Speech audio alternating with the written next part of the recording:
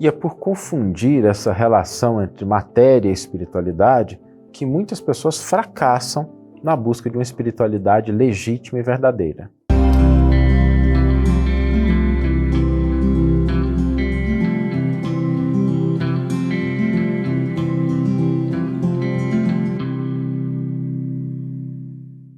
Olá, meus amigos, olá, minhas amigas, sejam todos muito bem-vindos a mais um episódio do programa Reflexões com Emmanuel. E hoje nós vamos abordar uma temática que muitas vezes gera dúvida, confusão e às vezes até algumas posturas muito inadequadas das pessoas que tentam entender a relação entre espiritualidade e matéria. A verdade é que muitas vezes nós acreditamos que existe um antagonismo entre essas duas dimensões, que aonde está presente a espiritualidade, a gente não tem nada de matéria, que aonde a matéria está presente, as coisas do mundo, não é um espaço da espiritualidade. E, mais grave ainda, algumas pessoas chegam a considerar a matéria como um impeditivo, um obstáculo, alguma coisa que vai comprometer a busca de espiritualidade e adotam aquelas posturas de afastamento do mundo, de afastamento das coisas da vida, acreditando que com isso estão construindo uma espiritualidade mais forte, mais verdadeira. E isso simplesmente é um grande equívoco que a gente até compreende. Porque quando nós olhamos para o mundo, para as expressões de matéria, às vezes a gente vê coisas que não gostaríamos, coisas que ferem a nossa suscetibilidade, que confrontam a nossa razão, e aí às vezes a gente confunde aquele elemento que é a matéria que serve aos propósitos de elevação e progresso com o uso que se faz. Por isso, nós precisamos distinguir o que é materialismo de matéria. Materialismo e matéria não são a mesma coisa. O materialismo é a ênfase exclusiva nos aspectos materiais, sem nenhuma consideração aos aspectos da espiritualidade. E a matéria, por si só, ela não é um obstáculo à conquista da espiritualidade, porque se assim fosse, seria muito fácil para Deus resolver o problema de espiritualidade da humanidade. Acaba com a matéria e aí não tem mais problema. A gente só ia se preocupar com os aspectos da espiritualidade. Mas a verdade é que a questão não é tão simples assim. Embora nós precisemos do campo da espiritualidade, a gente precisa pensar em valores elevados de paz, de amor, de fraternidade, de progresso, de crescimento, nós precisamos também concretizar esses ideais. Porque não basta ter um ideal muito bonito e a gente não conseguir concretizar esse ideal. Por quê? Porque senão fica só uma ideia abstrata na nossa cabeça. Fica algo que é como se a gente estivesse estudando como é que a gente nada. E a gente vê os modelos nos livros, assiste vídeo, mas a habilidade de nadar só vem quando você pula na água. Não existe ninguém que seja um bom nadador e que nunca tenha se lançado a uma piscina, a um rio, a um lago. Por isso nós precisamos reconfigurar o nosso entendimento acerca dessas duas dimensões para entender que é no mundo material que nós concretizamos, pelo menos nesse nível de evolução em que a gente está, os nossos ideais de espiritualidade. Sem a concretização no mundo material, os ideais de espiritualidade são louváveis, são importantes, necessários, mas não passam de planos e projetos sem a devida concretização. Vamos pensar, por exemplo, nos ideais de amor, de bondade, de fraternidade, de paz.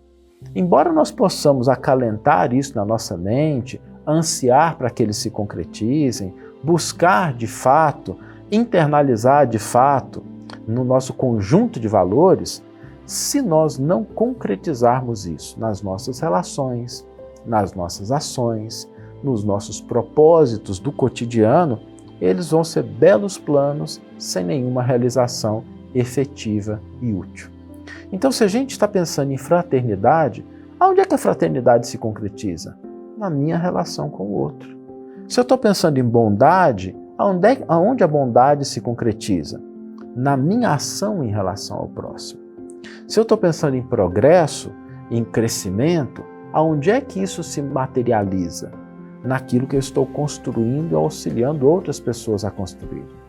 Por isso não existe uma dicotomia entre matéria e espiritualidade. Existe entre materialismo e espiritualidade, que é uma coisa diferente. Materialismo não é sinônimo de matéria.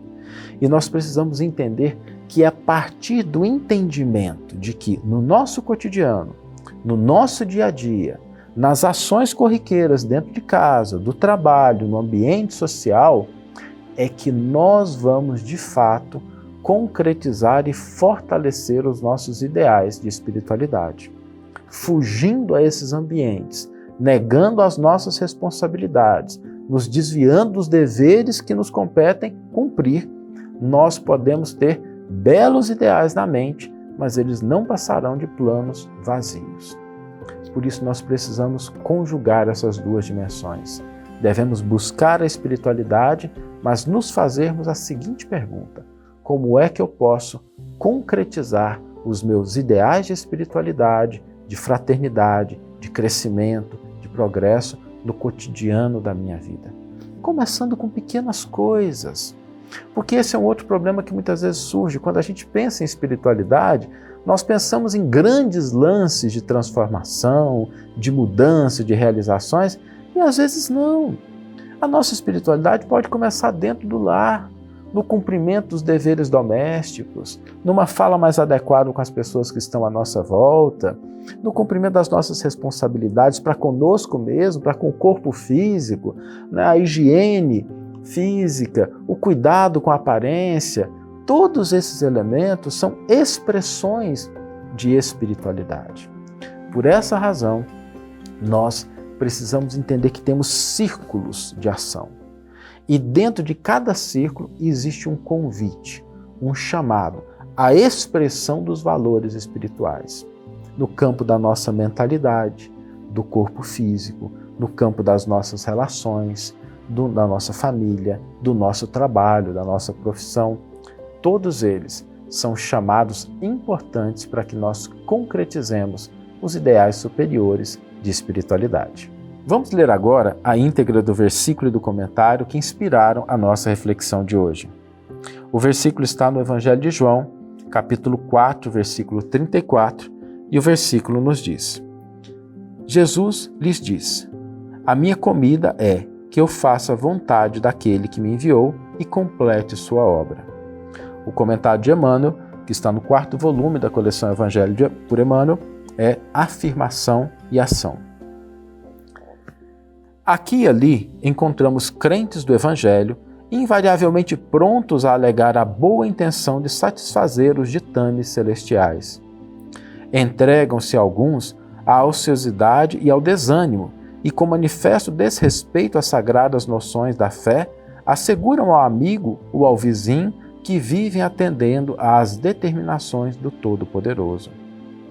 Não são poucos os que não preveem nem providenciam a tempo e quando tudo desaba, quando as forças inferiores triunfam, eis que em lágrimas declaram que foram obedecidas às ordens do Altíssimo.